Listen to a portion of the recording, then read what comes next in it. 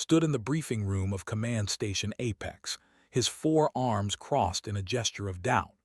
Around him, officers from a dozen different species muttered in their native tongues. The holographic display showed the same grim picture it had shown for 3 years. Red zones spread across the galaxy map like a disease. The Ravager swarms were winning. The Ravagers were not soldiers. They were hunger given form. They ate worlds, consumed populations, and left nothing but dead rock behind. The Galactic Coalition had thrown their best warriors at the swarms. The Empire's people had won every war in their long history, but the Ravagers did not care about history or honor. They only knew how to consume. Chitinous armor clicked softly as he shifted his weight. He had fought in 47 campaigns. He wore the mark of the Crescent Sun, the highest honor a could earn. His soldiers called him the Unbreaking Shield. He had never retreated from battle. He had never known defeat. And he had never known true fear. The briefing officer, a floating with six-eye stalks, spoke in the common trade language. The Coalition Council has voted to accept the petition from the human delegation. Effective immediately, humanity joins the war effort. The room erupted in clicks, chirps, and electronic bursts of disapproval. Understood their concern. He had reviewed the human files. The species called themselves the members of the galactic community. They had only achieved faster-than-light travel 60 years ago. They were children playing at war. The files showed weakness everywhere. Humans had no natural armor. Their skin was soft, easily torn. They had no claws, no venom, no ability to regenerate lost limbs. Their bones broke under pressure that most species could shrug off. They needed to sleep every single day, sometimes for 8 hours. They required constant food and water. By every military metric, they were fragile creatures who had no place on a battlefield. But the Coalition was desperate. They needed bodies, and humanity had offered millions of volunteers. 3 days later, found himself walking toward Landing Base 7. He had been assigned to Joint Strike Force 7, a mixed-species unit created to test the integration of human soldiers into Coalition military doctrine. It was a test program. Suspected it was also a way for the Council to see humans fail quickly and send them home. The bay doors opened and saw the human transport ship. It was ugly by Coalition standards.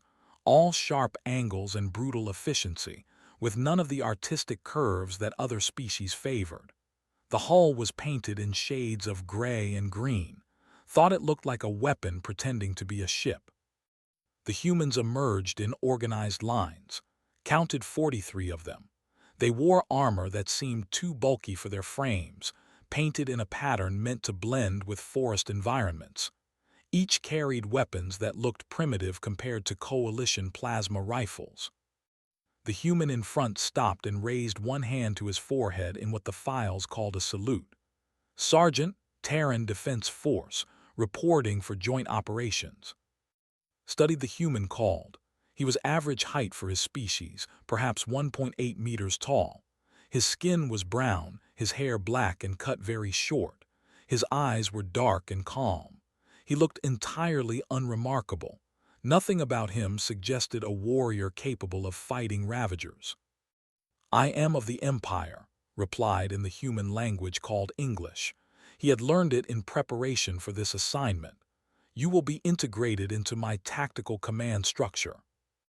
Nodded and gestured to the humans behind him. "This is my squad, Private our medic." A shorter human with her hair pulled back in a tight knot nodded. "Corporal Minu Park, demolitions expert." A stocky human with a crooked smile waved casually. "And Lieutenant, tactical operations." A tall woman with sharp eyes stepped forward. Took them to the training grounds. He needed to assess their capabilities. Over the next week, he watched them closely. The humans were competent with their weapons. They could march for hours without complaint. They followed orders precisely. They worked well together, communicating with hand signals and short phrases that showed years of training. But saw their limitations. In hand-to-hand combat drills, a single warrior could defeat 3 humans easily. The humans tired after 2 hours of continuous exercise. They needed regular meals. They seemed so vulnerable. One evening, found sitting alone, cleaning his weapon, the human looked up and smiled. "Come to check on the new recruits." "I am attempting to understand," said, sitting nearby.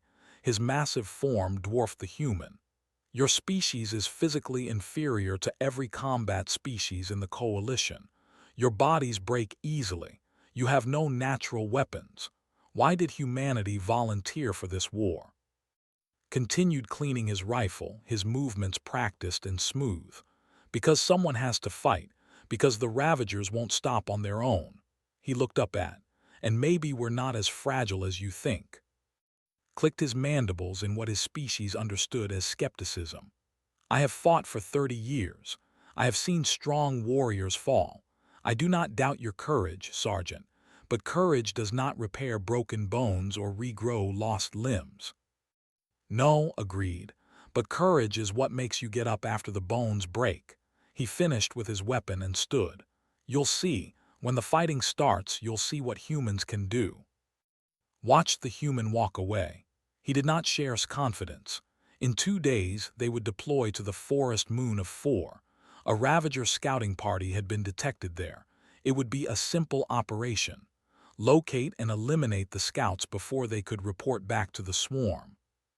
Had fought Ravagers before. He knew what was coming. He suspected the humans could not truly understand what they would face. He was wrong about many things, but he was especially wrong about what would frighten him when the battle began.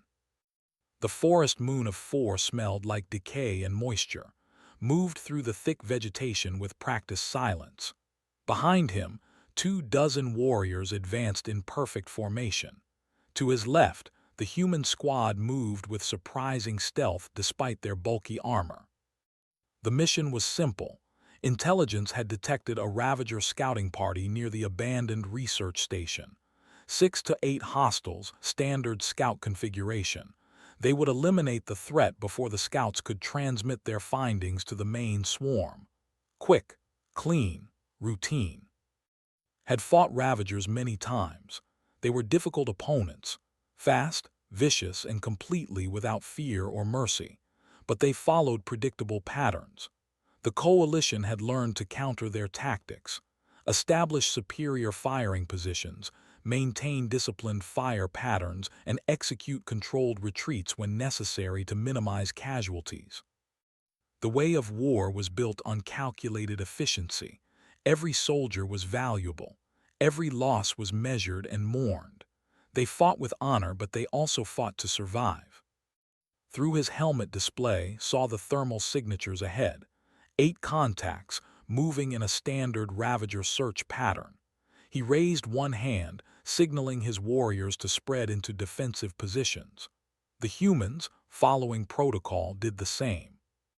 Everything went wrong in the span of 3 seconds. The Ravagers had been waiting. The thermal signatures saw were decoys. The real swarm erupted from beneath the forest floor. Not 8 scouts.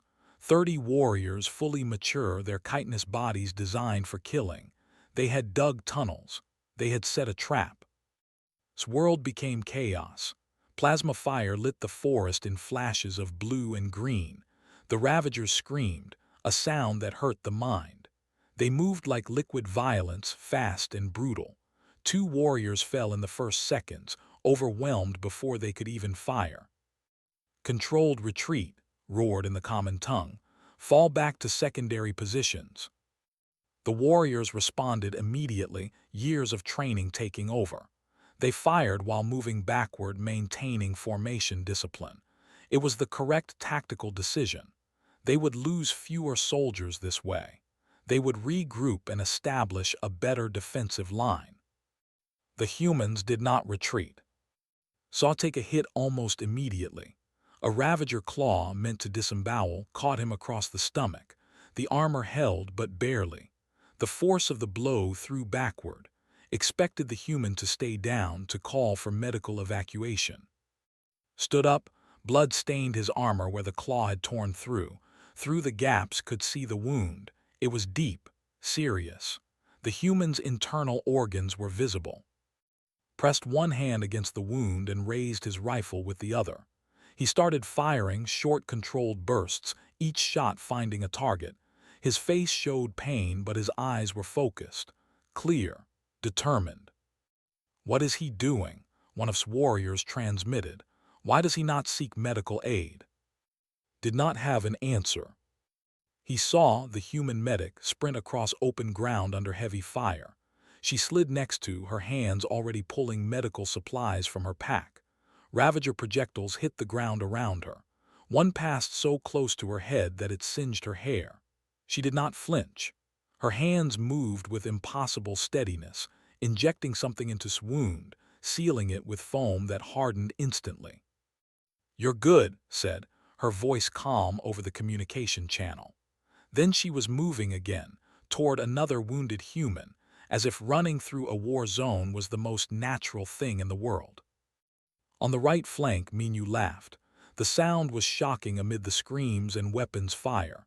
His helmet display tracked the human as he charged directly toward a cluster of Ravagers, not retreating, not seeking cover, charging.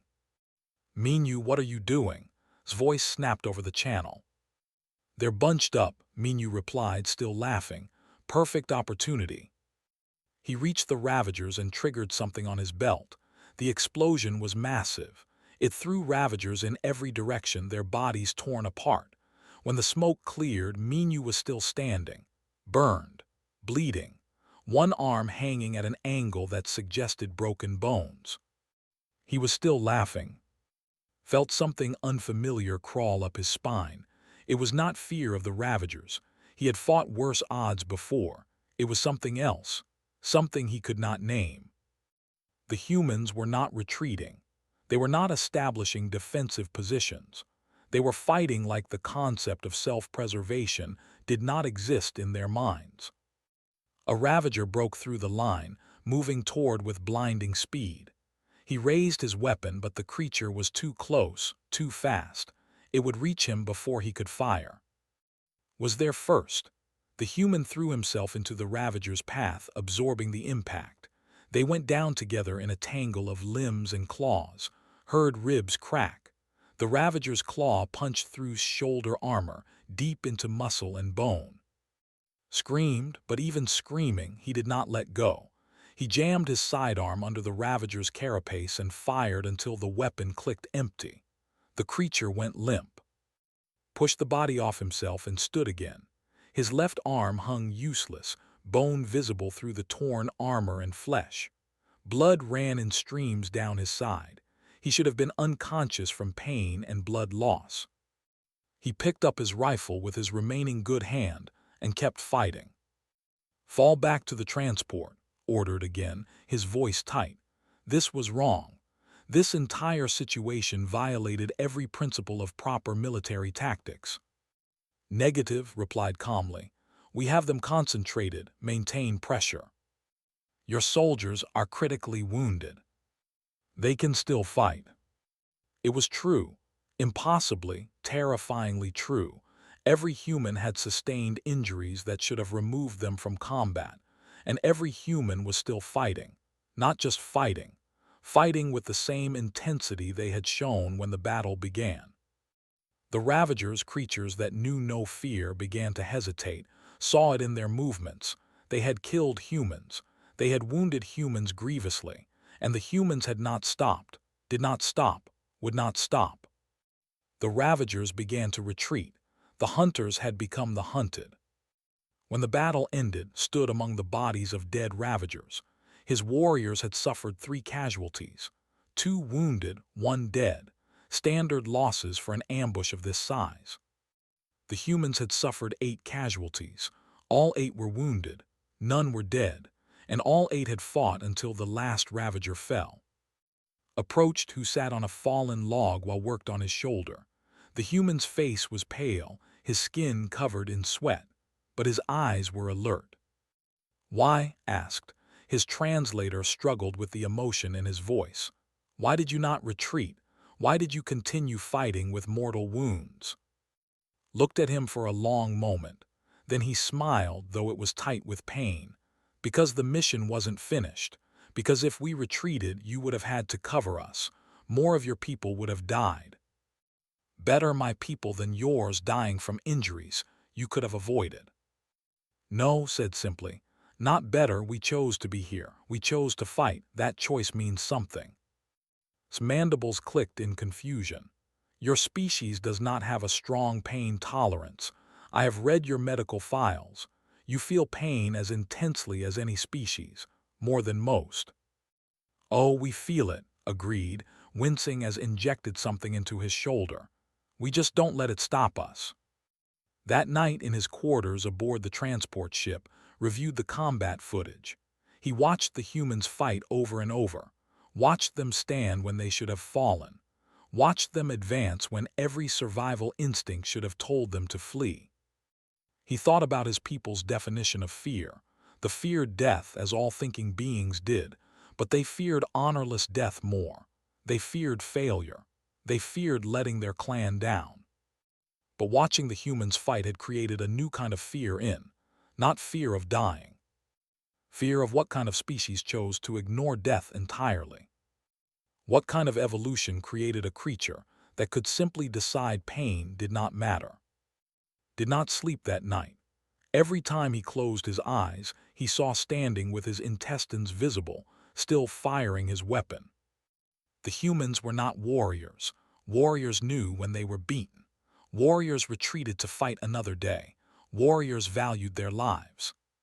The humans were something else, something that made even the Ravagers hesitate, and would be fighting alongside them for the foreseeable future. For the first time in 47 campaigns, felt afraid. Station hung in orbit around a dead planet, a massive ring of metal and defensive weapons. It had been a trading hub once.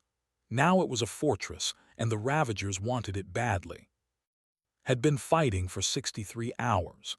His body ached in ways he had never experienced. They could fight for long periods, but everyone had limits. Coalition military doctrine required 8-hour rest cycles every 24 hours. It was not a suggestion. It was based on biology, on what bodies needed to function properly. The Ravagers did not care about rest cycles. They came in waves. Each attack lasted between 2 and 5 hours. Then they would pull back, regroup, and attack again. The pattern had repeated for almost 3 days. Station held 15,000 coalition soldiers from 20 different species. All of them were exhausted. All of them were operating at reduced capacity. Command had implemented mandatory rest rotations. Units would fight for 12 hours, then pull back for 8 hours of sleep. It was the only way to keep the defense functioning. Had watched his warriors collapse into sleep the moment they reached the rest areas, too tired even to remove their armor. The humans had been on the front line for 52 hours straight. Found in Sector 7, coordinating defensive fire with a group of mixed-species soldiers. The human's face looked gray with exhaustion. His eyes were red. His hands trembled slightly as he marked positions on a tactical display, but his voice remained steady. Concentrate fire on grid markers 3 and 7. They're testing our coverage zones. Don't let them establish a foothold.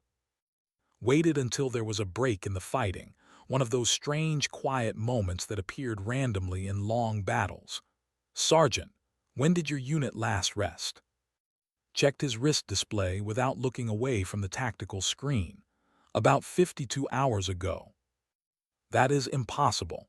You should be in mandatory rest rotation. Yeah, probably, rubbed his face with both hands.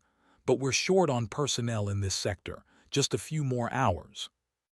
You said that yesterday, commented from nearby. The lieutenant looked just as exhausted as, and the day before. Did I? Smiled, but it did not reach his eyes. Time gets weird during long operations. His translator could not properly convey his concern.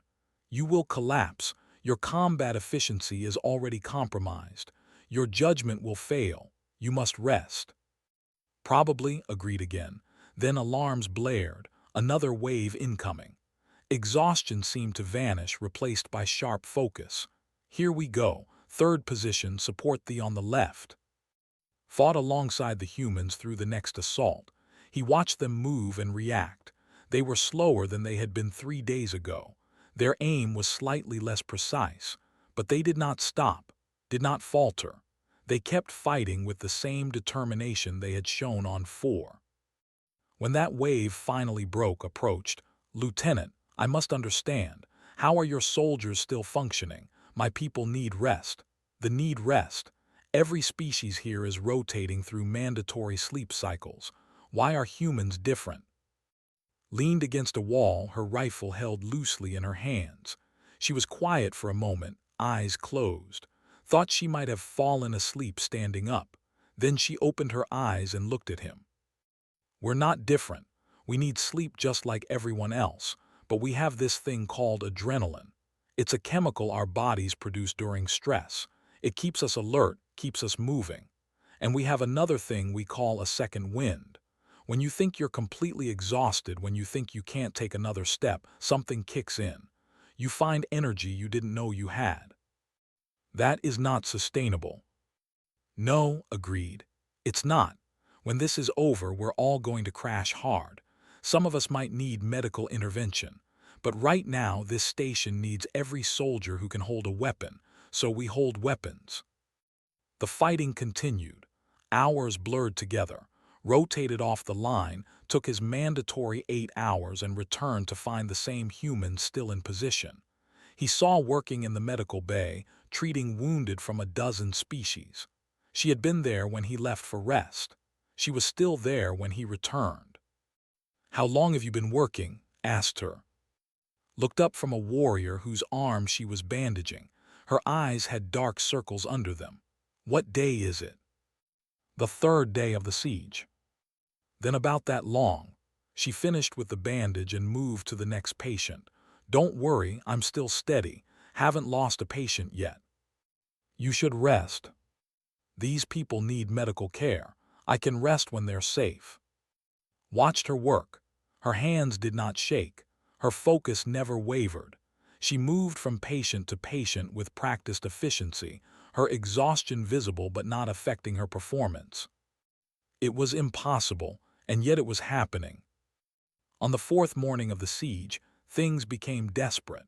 A major Ravager assault breached Sector 4. Coalition forces were pushed back in chaos. His warriors and counterattacked, trying to close the breach before the Ravagers could establish a strong position inside the station. They were losing ground. The Ravagers had momentum. More of them poured through the breach every minute. Then the human sergeant was pulling a wounded warrior across open ground toward safety.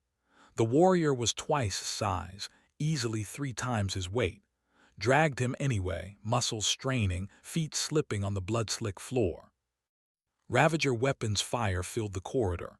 Saw the rounds hit, one in the leg, one in the side, another in the shoulder. Stumbled but did not fall, did not stop. He kept dragging the wounded warrior meter by meter toward the defensive line. "Someone cover him," roared. His warriors laid down, suppressing fire. Minu appeared from a side corridor, lobbing explosives into the Ravager mass. The creatures scattered, seeking cover. Reached the defensive line and collapsed. The wounded warrior was safe. Medical personnel rushed forward, reached side, helping to pull him behind cover. "Why?" demanded. "Why risk yourself for one soldier?" Coughed, blood on his lips. "Because he's one of yours and you're fighting with us." They took to the medical bay. Went with him, his mind struggling to process what he had witnessed. While another human medic worked on, accessed the medical computer. He pulled up bio readouts from the battle. The numbers made no sense. His heart rate during the rescue had reached 240 beats per minute. His blood pressure had spiked to levels that should have caused strokes or heart failure. His blood chemistry showed massive amounts of stress hormones, adrenaline and cortisol, and others did not recognize. The levels were high enough that they would be considered toxic to biology. One drop of blood during that rescue could have poisoned a warrior. "How is he not dead?" asked. She glanced at the readouts and shrugged. Human stress response. Our bodies can do incredible things when necessary. We pay for it later, but in the moment, we can push past normal limits. This is not normal for any species. No, agreed, returning her attention to swoons. It's normal for us. The siege of Station ended on the 5th day. The Ravagers, for reasons the tacticians could not fully explain, their forces. Some theorized they had lost too many warriors. Others thought they were regrouping for a larger assault. Had his own theory. The Ravagers had fought Station before. They knew how long other species could fight before exhaustion rendered them ineffective. They had calculated the siege based on that knowledge. They had not calculated for humans, who simply refused to stop. After the all-clear was given, walked through the human sector. He found them where they had been fighting. Many had collapsed where they stood. They lay on the floor, on benches, against walls, in full armor, weapons still in hand. They had fought until there was nothing left to fight, and then their bodies had simply shut down. Medical teams moved through, checking vital signs. One medic assured that they were all still alive, just experiencing what humans called crashing. Their bodies, pushed beyond all reasonable limits, were taking what they needed by force. Found in the medical bay again, in a recovery bed next to the warrior he had saved. Both were sleeping. The warrior's arm was bandaged but saved. His new wounds were treated, added to the collection of scars he was accumulating. "You asked me earlier how we keep going," said from behind him, turned. The lieutenant looked like death but was somehow still standing. "You want to know the real answer?" "Yes." "Because someone has to, because others need us to, because giving up isn't in our vocabulary." She paused, swaying slightly. "We're not stronger than other species. We're not tougher, but we decided a long time ago that we don't quit. And once a human decides something, it's very hard to change their mind." She walked away, probably to find somewhere to collapse herself. Stood in the quiet medical bay, surrounded by sleeping soldiers from a dozen species. The humans had fought for 5 days with almost no rest. They had pushed their bodies to the edge of death and beyond. They had done it not for glory or honor, but because others needed them. Had called himself the Unbreaking Shield. He had thought he understood what that meant, but watching the humans, he realized his understanding had been incomplete. They did not break because they were strong. The humans did not break because they chose not to. And choice, was learning, was far more terrifying than strength. Prime was burning, could see the smoke from orbit before the transport ships descended. The planet had been a garden world, home to 60 million civilians. The Ravagers had been consuming it for 2 weeks. Now the coalition was making its stand here. If Prime fell, the entire sector would collapse. The briefing had been simple. Hold the evacuation points. Buy time for civilian ships to escape. Then retreat to orbital defense platforms. It was a desperate plan, but it was the only plan they had. His company deployed to Evacuation Zone 7, a massive landing field surrounded by the ruins of a city. 50,000 civilians waited there, pressed together in frightened masses. The transports could only take a few thousand at a time. They needed at least 8 hours. The Ravagers would give them maybe 2. Positioned his forces in a defensive perimeter. 200 warriors, the largest single-species unit he had ever commanded. Alongside them, other coalition forces took their positions. All species that understood tactics and honor. All species that knew how to retreat with dignity when the time came. And 40 humans. That was all that remained of the original human platoon. So many had been wounded or killed in previous battles. But these 40 stood ready, checking weapons and ammunition with the same calm efficiency they always showed. Found at the command post, the human sergeant had a new scar across his face, a gift from Station. Orders. Hold as long as possible. When the position becomes untenable, we execute a fighting retreat to the secondary line. Priority is civilian evacuation. Understood. Sergeant hesitated, then continued. If the situation becomes truly hopeless, I want your people to evacuate first. You have given enough. Smiled that strange human smile. We leave when everyone else does, not before. The Ravagers came with the sunset, not in waves this time, all at once. The entire swarm, thousands of creatures pouring across the ruined city like a living flood. The sky turned dark with their flying variants. The ground shook with the weight of their heavy warriors. Coalition forces opened fire. The defensive line lit up with plasma and projectile weapons. Ravagers fell by the hundreds, but there were thousands more behind them. Tactical display showed the reality. They were outnumbered 50-1. They had enough ammunition for maybe an hour of sustained combat. After that, it would be close quarters fighting, and the Ravagers excelled at close quarters. All units prepare for controlled retreat, ordered. Fall back to secondary positions on my command. 20 minutes into the battle, the left flank collapsed. 100 Ravagers broke through, targeting the command post directly. Warriors moved to intercept, but they were too slow. The Ravagers would reach the civilians. Minyu was there first. The human corporal placed himself between the Ravager vanguard and the civilians. Alone, he held some kind of large weapon did not recognize. Minyu, fall back. His voice cracked over the communication channel. Negative. Minyu's voice was calm, almost happy. I've got them right where I want them. He opened fire. The weapon was some kind of human rotary cannon, spitting out rounds faster than could count. Ravagers fell in heaps. They tried to scatter, but Minyu tracked them with precision, cutting them down. The weapon ran dry. Ravagers still came. Minyu dropped the cannon and drew a pistol, then a knife. He fought alone for 8 minutes, holding a that should have fallen in seconds. Watched him die. Watched a Ravager claw punch through his chest. Watched Minyu, even with his heart destroyed, grab the creature and trigger a grenade. Both of them vanished in the explosion. No time to mourn, said over the channel. Minyu bought us minutes, use them. But the Ravagers kept coming. The line bent, broke, reformed, broke again. Saw his warriors beginning to fail. They were exhausted, wounded. The defensive perimeter was collapsing. Called status on evacuation. 5,000 civilians still waiting. We need more time. We do not have more time. All units begin retreat to secondary. Negative, interrupted.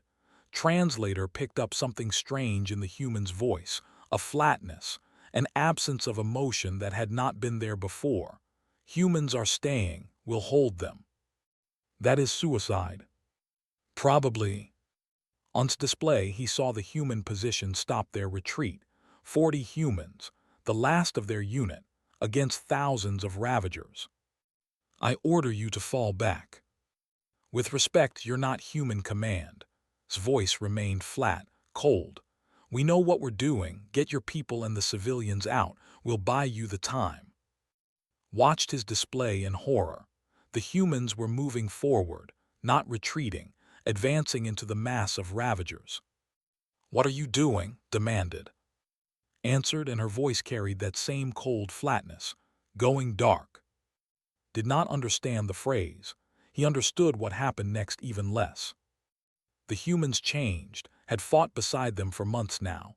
He had seen them tired, wounded, frightened. But always there had been something human in their actions. Mercy for the wounded, caution for their own lives, hesitation before killing. All of that vanished. The gentle medic who had treated thousands of wounded with care and compassion moved through Ravagers like a surgeon. Every motion was economical, precise, lethal. She did not waste a single movement. Each action resulted in a dead Ravager. There was no anger in her face, no fear, no emotion at all. The humans spread out in a formation that made no tactical sense. They were exposing themselves, abandoning cover, creating a line that should have been overrun in seconds. Instead, They became a wall that the Ravagers could not break. Tried to understand what he was seeing. The humans were not fighting for their lives anymore. They were not even fighting to win. They were fighting because something inside them had decided to stop caring whether they lived or died. And without that concern, without that survival instinct that every thinking being possessed, they had become something else entirely. Something that terrified more than the Ravagers ever had. "They've removed their limiters," one of his warriors whispered. "They've shut down their fear." Led the advance. He walked through Ravager fire as if bullets and claws were minor inconveniences. When his rifle ran empty, he drew his sidearm. When that ran empty, he used his knife. When the knife broke, he used his hands. Watched him snap a Ravager's neck with mechanical efficiency, then move to the next target without pause. The Ravagers began to fall back. Creatures that knew no fear, that had overrun 100 worlds, retreated from 40 humans. "All coalition forces, evacuate now." His voice cut through the chaos. "We can't hold much longer." Wanted to refuse, wanted to send his warriors to support the humans, but he looked at his tactical display and realized the truth. The humans had created a miracle. The evacuation zone was clear. The civilians were loading onto transports. If forces stayed, they would just die alongside the humans without adding anything meaningful. "Fall back," ordered his warriors. "All coalition forces retreat to the transports." "We cannot leave them." "We are not leaving them. We are honoring their sacrifice by ensuring it has meaning. Move." Led the retreat, but he could not stop watching his display. Could not stop watching as 40 human markers held against thousands of Ravager signatures. The humans were dying. One by one the markers winked out, but they did not break, did not run. They stood and they fought and they died, buying seconds that turned into minutes. When reached the last transport, only 6 human markers remained active. 3 others whose names he had not learned well enough. "Come on," whispered, watching his display. "Run, you have done enough, run." The human markers began moving, not toward the evacuation point, deeper into the Ravager mass. "What are they doing?" a warrior asked. Understood. The humans were not retreating because they knew the Ravagers would chase them, would pursue them to the transports, would threaten the evacuation. So they were leading the swarm away, leading them on a chase that would end only one way.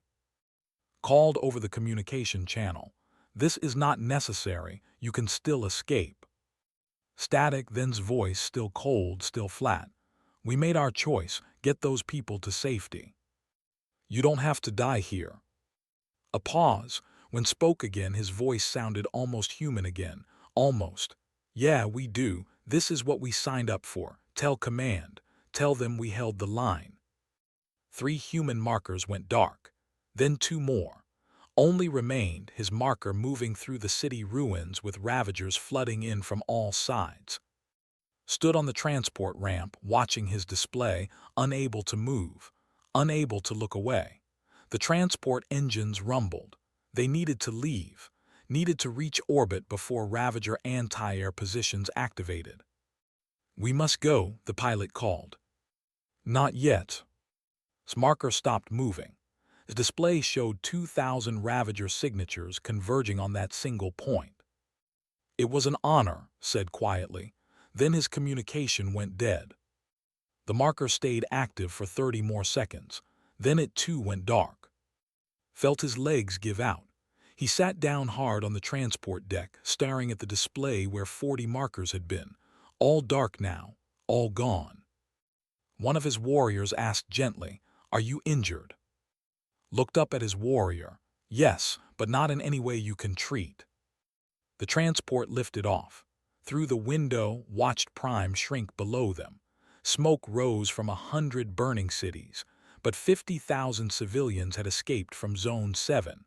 50,000 lives bought with 40 human ones. Around him, coalition soldiers from a dozen species sat in silence. Many were crying or doing their species equivalent. All of them had seen what the humans did. All of them understood what it meant. One of its eye stalks drooping with grief, spoke quietly. They did not fight like they wanted to live. No, agreed, his voice rough. They fought like dying was just another obstacle to overcome, and they overcame it. He looked down at his display one more time, all dark markers, all silent. For the first time in his long military career, had experienced true terror, not of dying, not of losing, but of fighting beside beings who could simply decide that their own deaths did not matter, and then fight as if that decision made them invincible. The humans were gone, and was afraid of what that meant for the universe they had left behind. The medical ship Mercy's light smelled like antiseptic and grief, walked through corridors filled with wounded from the prime evacuation. Thousands had made it off the planet. The cost had been measured in blood and sacrifice. Coalition Command had released the casualty reports that morning. His company had lost 32 warriors. Other units reported similar losses, but the civilian evacuation had succeeded. 50,000 lives saved. Military analysts were already calling it a strategic victory. Felt only numbness. He had watched 40 humans die, had listened to them go silent one by one, had seen their markers fade from his display like dying stars. He was walking to the memorial hall to record their names in the Book of Honored Dead when someone called his name. He turned. A human medic stood there, her face tired but professional. The human survivors are asking for you. His translator struggled with the word, survivors. Yes, sir, 3 of them made it. They're in critical care but stable, this way. Followed in a daze, 3 survivors out of 40. The mathematics were horrific, but 3 was infinitely better than 0. The critical care ward was quiet. Saw them in adjacent beds, surrounded by medical equipment that beeped and hummed. All 3 were badly injured, their bodies wrapped in bandages and healing foam. Was the closest. He lay still, his eyes closed, counted 6 IV lines running into his arms. 1 leg was missing below the knee. His face was covered in burns, but his chest rose and fell with steady breaths. He's been asking for you, the medic said quietly. They all have. They're heavily sedated, but you can talk to them. They'll hear you. Approached bed. He stood there for a long moment, searching for words. His translator could convert language, but it could not help him express what he felt. He said finally, I thought you were dead. I watched your marker go dark. His eyes opened slowly. They were clouded with medication but aware. Surprise, he whispered. His voice was rough, damaged by smoke or screaming. Can't get rid of us that easily. The others... over there, and eyes drifted to the other beds. The rest didn't make it. Looked at the other 2 humans. The medic, missing an arm and an eye, and a human had not known well, his chest wrapped in so many bandages that could not see the injuries beneath. How did you survive? Asked. Tried to smile, but it turned into a grimace of pain. Coalition search and rescue found us in the ruins. We'd fallen into an underground structure when the building collapsed, protected us from the worst of it. He paused, breathing carefully. Lucky, I guess. Luck, repeated. The word felt inadequate. We held them right, asked. The civilians got out. Yes, 50,000 evacuated successfully, because of what you did. Good, eyes started to close, then it was worth it. Stayed by his bedside, watching the human drift into medicated sleep. He moved to his bed next. She was awake, staring at the ceiling with her remaining eye. She acknowledged. Private, your injuries, I am sorry. Don't be. Her voice was steady despite the pain medications. We knew what we were getting into. We made our choice. She turned her head slightly to look at him. Did you know that humans can survive incredible trauma? Medical science has advanced to the point where we can lose limbs, organs, parts of our brain and still function, still live full lives. Why are you telling me this? Because I want you to understand something. We didn't fight because we thought we were invincible. We fought because we knew we could survive. And even if we couldn't, the mission was more important than our survival. Processed her words. That does not comfort me. Almost smiled. It's not meant to. It's meant to help you understand what you're dealing with when you fight alongside humans. Over the next week, visited the human survivors daily. He watched them endure painful treatments, physical therapy, psychological evaluations.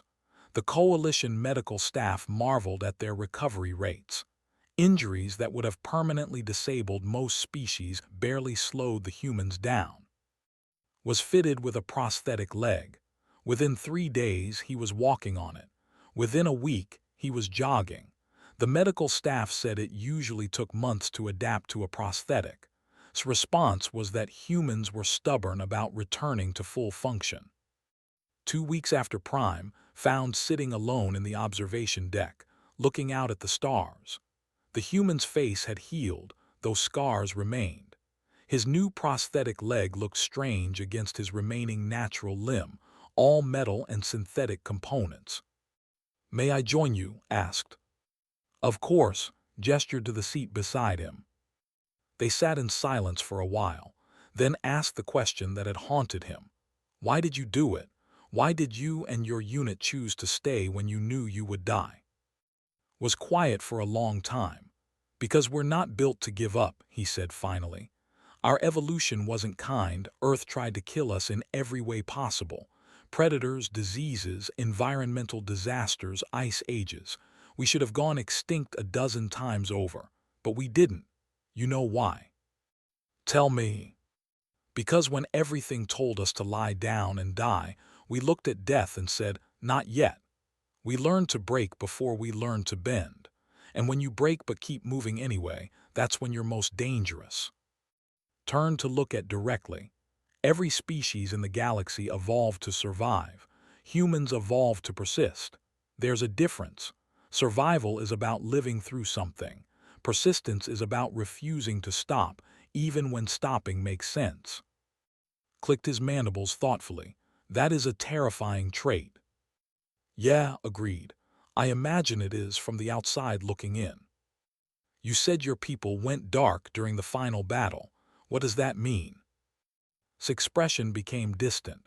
"It means we shut down the parts of us that make us hesitate, fear, compassion, self-preservation. We become efficient. It's not something we're proud of. It's a tool we use when there's no other choice, when the mission is more important than who we are." Can all humans do this? Most of us, if pushed far enough. It's part of our survival mechanism, the ability to override our own instincts when necessary. Looked back at the stars. It's useful, but it costs us. You don't come back from that unchanged. Thought about what he had witnessed. The cold, mechanical efficiency of the humans in their final stand. The absence of humanity in their actions, even as they performed the most human act possible, sacrificing themselves for others. "I watched you die," said quietly. "I watched your marker go dark on my display. I have fought for 30 years, and in that moment I felt true fear for the first time. Not fear of the Ravagers, fear of what you had become." "Yeah," said softly. "We scare ourselves sometimes too." Later that day, sat in his quarters preparing his official report to High Command. He had delayed writing it, unsure how to express what he had experienced. Now, with his conversation with still fresh, he began to write. The report was clinical at first.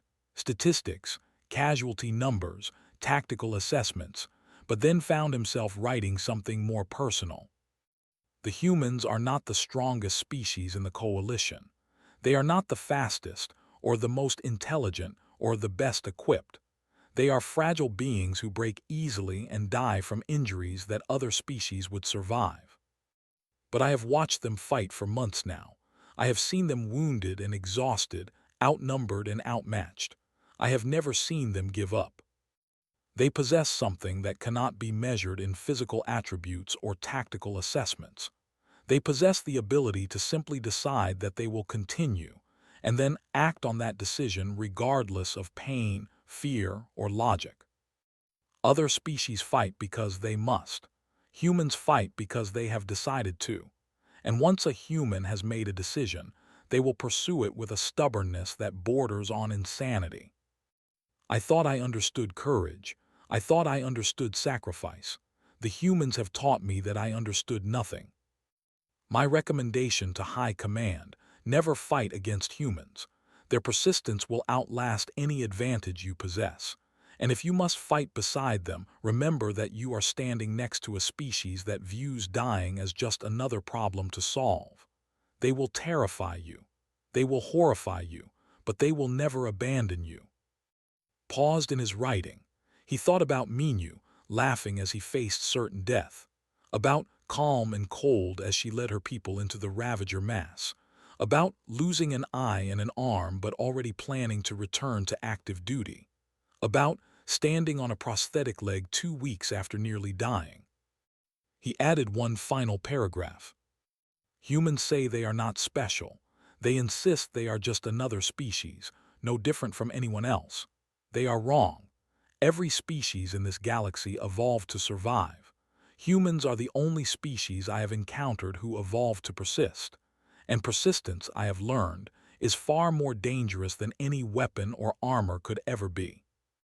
They do not know when they are beaten because they refuse to learn, and that refusal has become their greatest strength. I am honored to fight alongside them, and I am terrified of what the universe will look like when humanity truly understands what they are capable of. Submitted the report and stood. He had one more visit to make. He found in the physical therapy room, working with his prosthetic leg on an obstacle course.